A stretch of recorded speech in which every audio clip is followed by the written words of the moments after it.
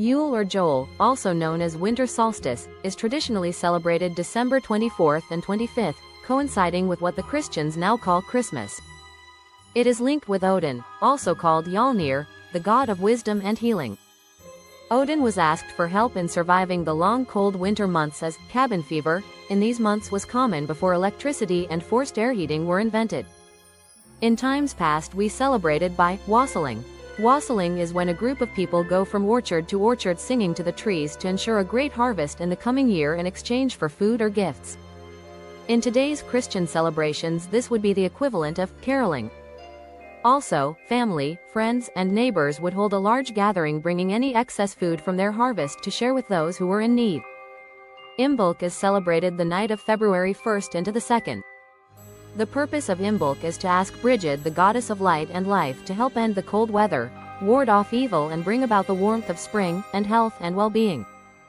Before her death, Brigid was said to have been able to tell when the warm weather would come by going out to gather necessities like firewood on February 1st 2nd, and if she was able to gather all that was needed, the warm weather was coming before 6 weeks' time. Today, in most places, we call this Groundhog's Day and wait to see if the groundhog can see his shadow. Traditionally, people had fireplaces in almost every room, which they kept burning throughout the night. These days we have much more sophisticated ways of heating our homes, so we simply use candles in this ritual. Step 1. Make Brigid's cross to hang near the door. Step 2. Bless your candles with the following blessing: Togi min tilok, mare thogod Brigid e, and curt chod bride agus mather. A. Dion na kaglt. A. Dion in erlair. A. Dion in tig uil. English translation. I will build the hearth, as Brigid would build it, the encompassment of bride and of mother. Guarding the hearth, guarding the floor, guarding the household all. Step 3. Light a candle in every room. Be careful not to put candles too close to anything flammable, to light the way and welcome Brigid and her blessings to your home. Step 4. Make a feast of bannock, meat, and cheese. Be sure to leave a tribute of the food on the doorstep before you feast. Ostara, named for the goddess Yoster, who represents new beginnings, Ostara celebrates the spring equinox on March 20th and 21st. On these days we celebrate the rebirth or awakening of nature. Ostara is celebrated by preparing and planting gardens, and preparing a feast of egg-based dishes and desserts, and meditating on your hopes and dreams for the coming growing seasons. Beltane is celebrated on the 1st of May and is intended to bring about many days of sunshine so the people, animals, and plants are given enough food, energy, and vitamins to sustain a healthy life throughout the spring season. Fires are lit and are intended to burn up all negative influences. The celebration of Beltane is also a tribute to Aosc. The Aosc are the fairies who reign over plant life, and when pleased with your offering will help your gardens grow and be plentiful. Step 1. Decorate the celebration area with yellow, gold flowers and ribbons. Traditional flowers include primrose, rowan, aka vervain, wolfsbane, monkshood, hawthorn, gorse, hazel, and marigold. Use one or use all, it's up to you. Also, have a large branch, or entire bush if available, from a May bush, hawthorn, rowan, holly, or sycamore. Step 2. Build 2 bonfires, the smoke and ash are protective, and walk between them whilst singing or chanting the following: Benach, a thrinailt fhioir nach gan, mi fine, mo kyle agus mo clon wathsam mather chauvan and cian, klur chuber nan rayon, eri chayan nam bean, klur chuber nan rayon, eri chayan nam bean. Gach ni na f hardage, no ta na shield, gach buer is bar, gach tan is teal bh, bo che shana chanoid che belt, pisich maith, agus benachid mal, bo mhuir, gu mur, agus bun gach alt, bo tono gu tun, agus bon gach steeled. English translation. Bless, O threefold true and bountiful, myself, my spouse, and my children, my tender children and their beloved mother at their head, on the fragrant plain, at the gay mountain Sheeling, on the fragrant plain, at the gay mountain Sheeling.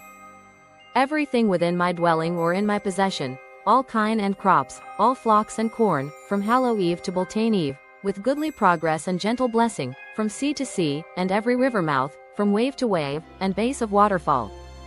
Step 3. Cook a feast on the fires of Caudle and Bannock, recipes to follow, or you can find your own. Step 4. Before partaking in the food you have cooked, an offering of each must be placed at the base of the May bush for the AOSC. Litha is the start of bonfire season. It is also known as midsummer or summer solstice.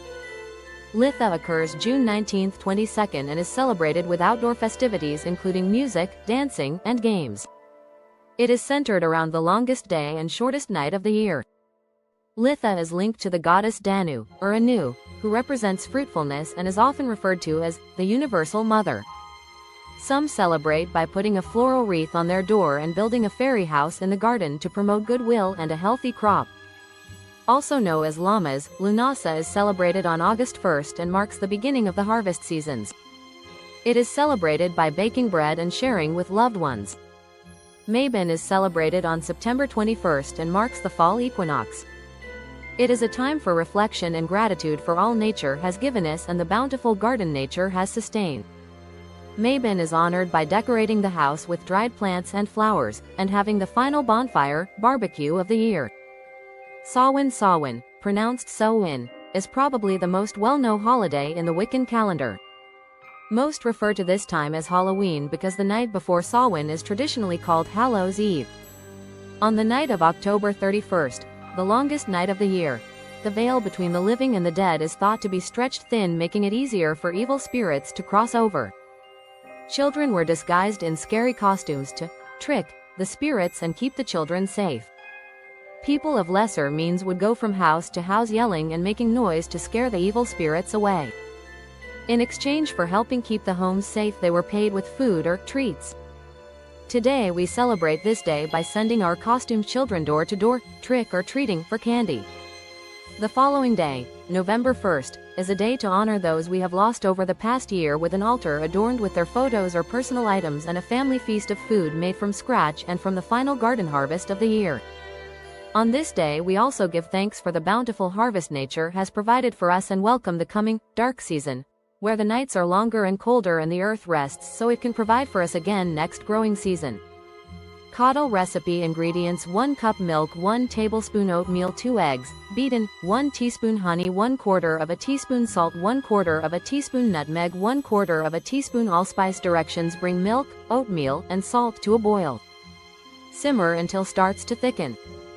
Stir in remaining ingredients and simmer for 5 minutes, stirring constantly to ensure the mixture does not burn and or stick to the pan. Serve immediately, poured over warm bannocks. Bannock recipe: 2 1/4 cups oatmeal, 2 1/4 cups flour, 2 teaspoons baking powder, 1 1/2 teaspoons salt, 1 1/2 cups buttermilk. Directions: combine oatmeal, flour, and salt. Combine baking powder and buttermilk. Buttermilk will rise a bit. Add the two mixtures together and mix until workable dough forms. Knead 5-6 times on a floured surface, then work into the size and shape of the pan you are using to cook. Cook in a large skillet, pot, or frying pan over fire, only turning once. Optional. Add seasoning to the dough to create a flavor all your own.